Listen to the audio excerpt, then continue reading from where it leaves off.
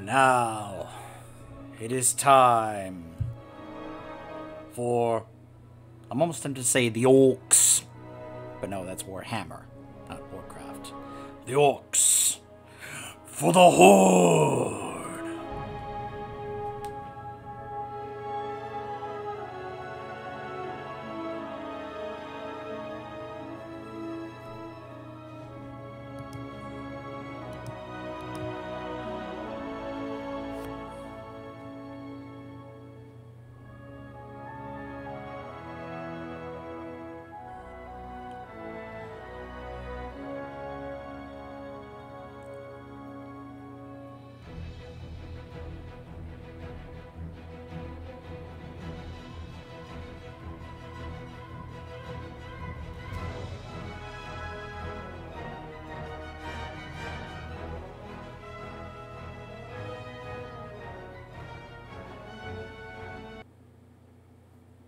The Great Cataclysm has shattered more than just the world.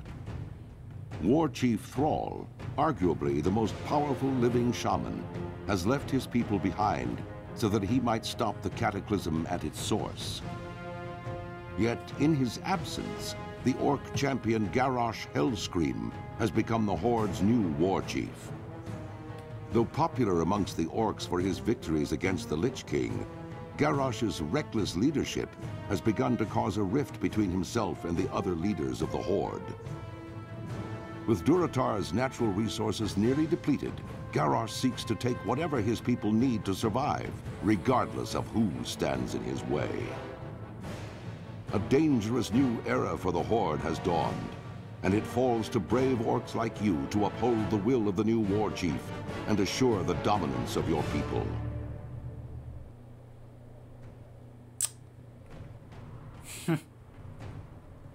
Yes, we must uphold the will of the new war chief.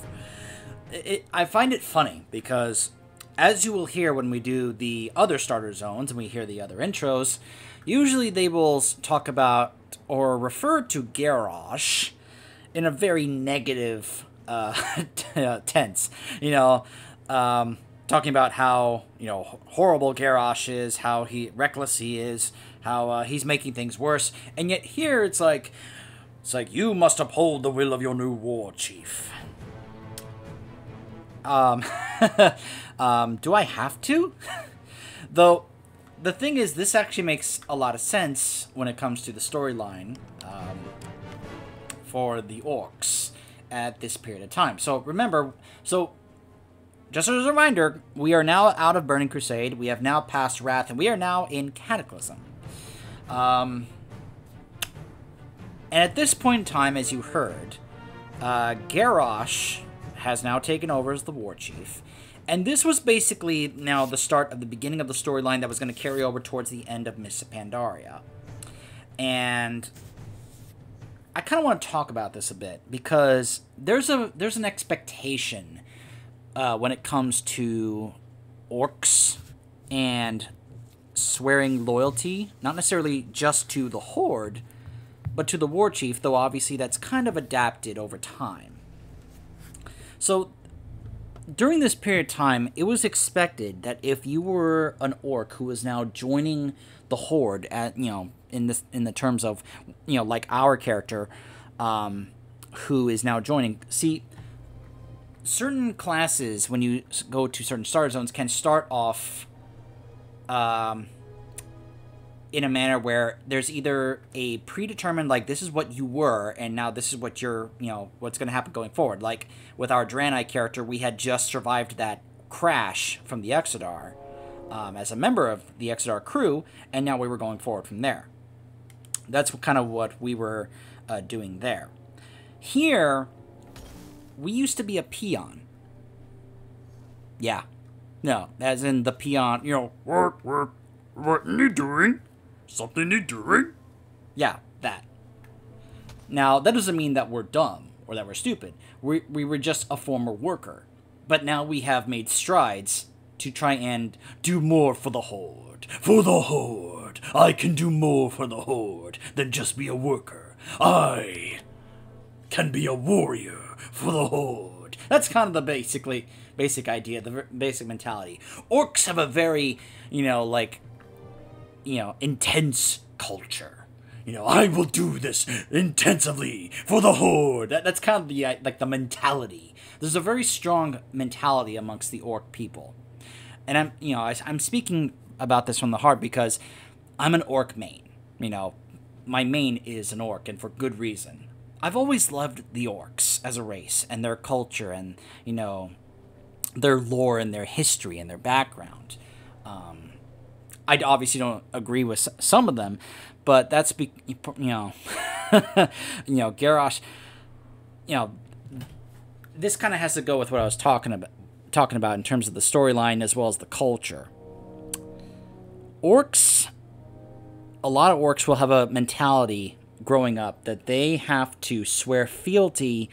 It's almost like, in a real life sense, if you were to sign up to join the military, like just as an example, hypothetical, if you were to sign up to join the army, for example, and you were saying, I want to sign up to join and to do more and be a part of this, that there's then an expectation of you that you are swearing, fealty and loyalty to your superior officers, to this force you're joining, to your fellow, soldiers, and to the force you are fighting for, whether, the country or the, in this case, the faction, unquestioning loyalty.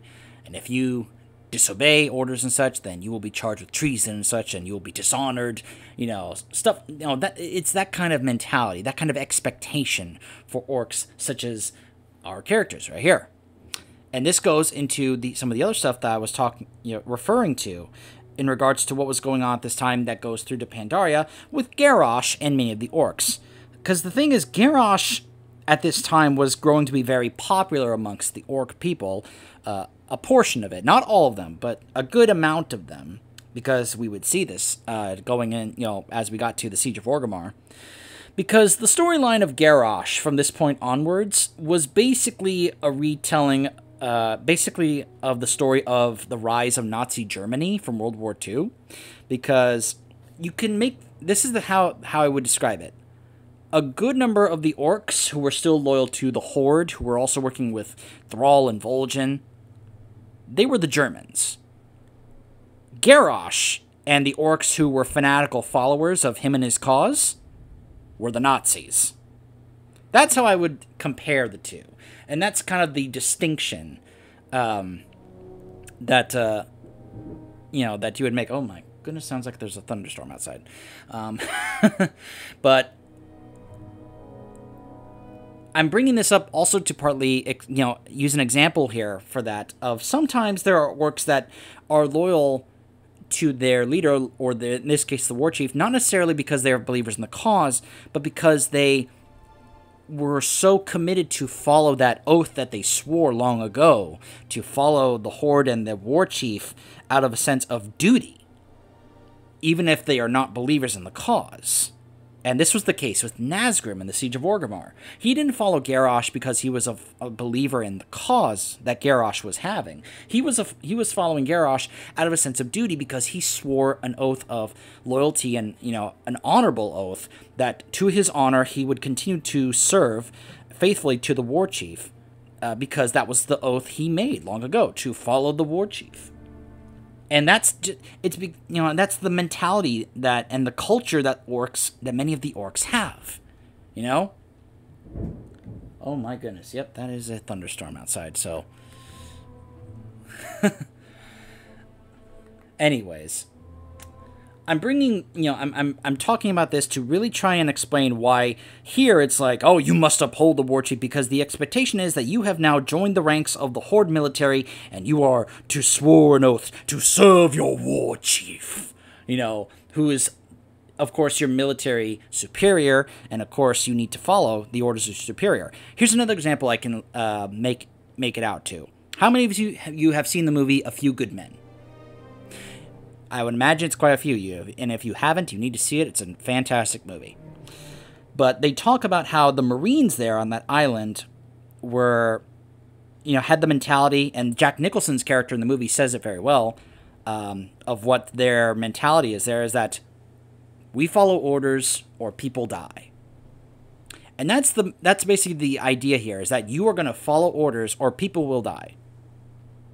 And so it's very common to have the mentality of, I have to follow orders from my superiors or people will die. And keep in mind, at this time, the Horde and the Alliance actually were both in a state of war. You know, after the events of Wrath. Even though they were kind of trying to still be at peace with the Alliance, especially the ones here that were in Theramore, that were part of Jaina Proudmoore's forces, because of the peace that Jaina and Thrall had made. And then Garrosh decided to be a complete idiot and kind of destroy that, and, well, war is basically what followed between the Alliance and the Horde, so... but yeah, that's to kind of help explain some of the stuff that's going to be going on here, because the tone of this starter zone is pretty different from other starter zones, because these are the orcs. And sometimes I may, just for fun, just say the orcs, even though the orcs here are not really that much like the orcs in Warhammer 40k. Let's be very clear about that. They're not even like the orcs or the greenskins in just Warhammer. But it's going to be very telling, just even in this very first quest that we pick up here. Let me read to you what this first quest is. Then we'll get our character all situated. Thrall Hall. Finally, you are of age, Papaneeks, of age to battle in the name of the Horde, to conquer for the glory of the War Chief. Yes, he looks you over. You will do nicely. No doubt you wish to find a great dragon or demon and strangle it with your bare hands. But perhaps it would be wise to start on something less dangerous. Report to Gornek. He should be able to assign a task better suited to a young warrior. You will find him seated at the fire behind me. You see what I mean? The tone here is so different, and I love it. For the Horde. I have fond memories of Durotar. Durotar was one of the very first areas I first quested in when I first started playing this game. And I just have fond memories of it. And of course, being an orc main, I just can't help but anytime I come by Durotar, I just get a little nostalgic. You know. So yes, I picked one of the best class choices for an orc. A warrior. A couple of other really good choices. So, to me, a few really good iconic choices for classes if you're going to play an orc is a warrior, a shaman, or a warlock. You know, those were choices that you could make even going back to vanilla. Now, they've since expanded other class selections, like you can be an orc mage, for example. You can't be an orc priest, but you can be a Mag'har orc priest. But that's more so having to do with what happened with Yorel and all that, okay? So, oh my goodness. I can actually hear that against my will. That almost sounds like hail. Man, well, it's a good thing we're indoors, right? So anyways, since we're a warrior, let me get myself situated. Of course, we start off with, by default, we usually always start off as an arms. We're at level 1. We'll just go ahead and stay that, because to me, arms just fits an orc really well. Just one two-handed weapon to cleave my enemies down with brutal strength.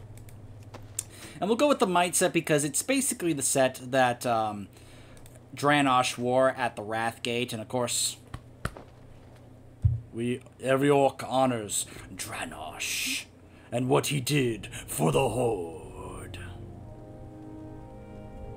Yeah, this is the Horde one. There we go. Might. Might. And the Arcanite Reaper. Yes, for the Horde. Alright, let's see. Go. Let's get another trinket, increase our health. Here we go. Let's see, what neck piece do I want?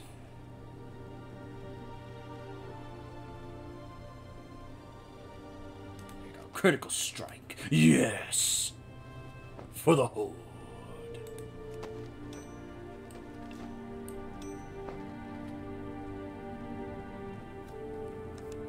Okay.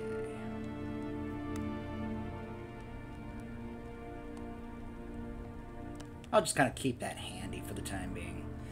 Okay, is there any other pieces? I don't believe so.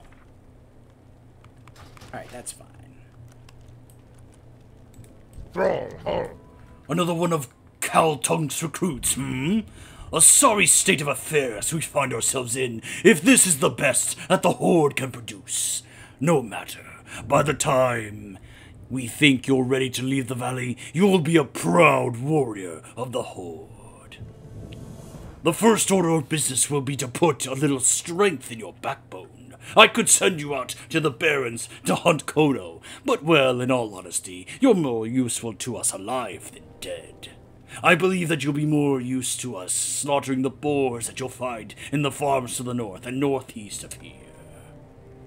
For the Horde. Alright. Go ahead and clear out my bags of Speak, friend. These pitiful pieces that I don't need. Strength. Also, let me do a little work on the interface stuff here. Give me just a moment. Hearthstone there. It's kind of stuck, bound here. Just kind of, don't worry about that. Let me, of course, get our chauffeur mount ready to go. Okay.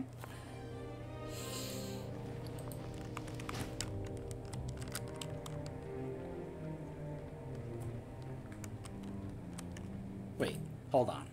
I need a proper title. Here we go. Of the Frost Wolves. There we go. Yeah. Don't we look just like Dranosh? Actually, with the gray hair, we look more like his father, Sourfang. With honor.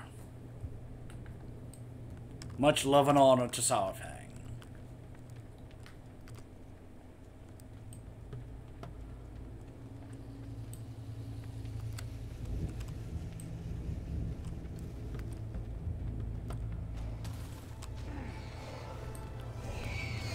All right, it's time to prove myself as a warrior. I need a target. For the whole. Yes. I will have a target. Pitiful boars fall before me. Out of range. This is the might I will bring to the Horde.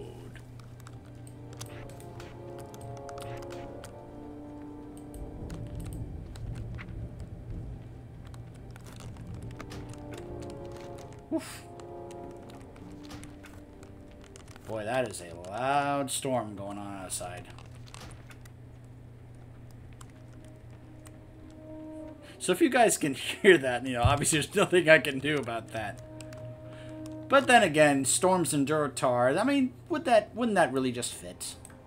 Blood and thunder. Not bad, but don't let it get to your head. You will fight tougher than boars in your career. Nonetheless, you have proven yourself well, and your next trial will be against a considerably more dangerous opponent. So you'll need some extra protection. You're not just another grunt. You seem to be a serious warrior. Good, because that's exactly what I need. Try not to let the word out, since I don't want to cause a panic, but there have been reports of more humans nearby. This is an egregious betrayal of the peace that we negotiated with that miserable Jaina Proudmoore. We can't allow humans here in Durotar, and especially not here in the valley. You will find them to the south. Slay them quickly before their numbers increase anymore. Go with honor. Let's see if this guy is the quest that I remember. What do you need? Yep, it is. It sure gets hot out here in the Valley of Trials. Whew. If only I had some cactus apples, I could make my famous cactus apple surprise. How are you not burning your feet?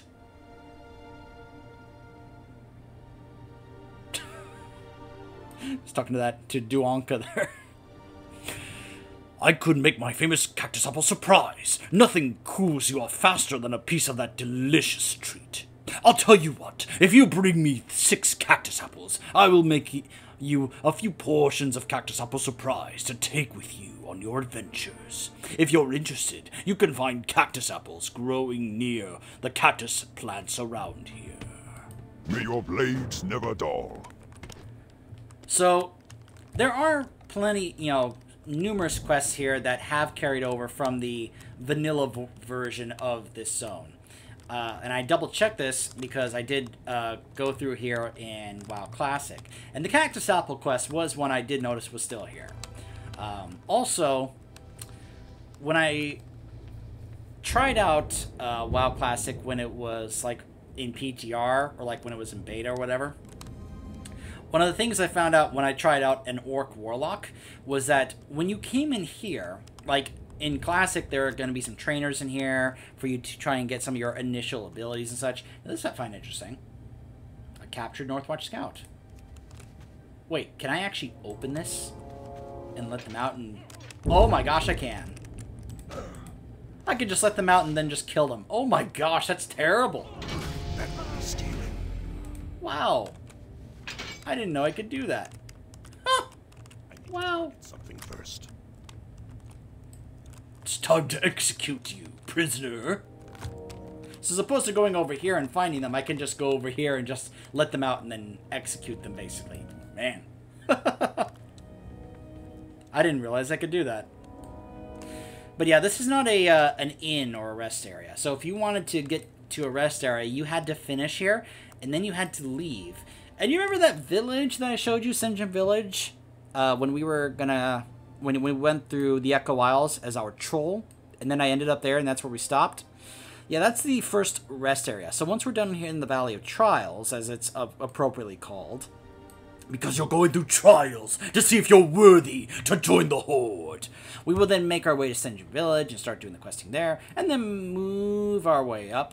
Yeah, we'll be doing as much of Durotar as we can on this character, because as I said, I thought it was going to be more appropriate for us to go through the questing in this area on our Orc than it would be on our Troll.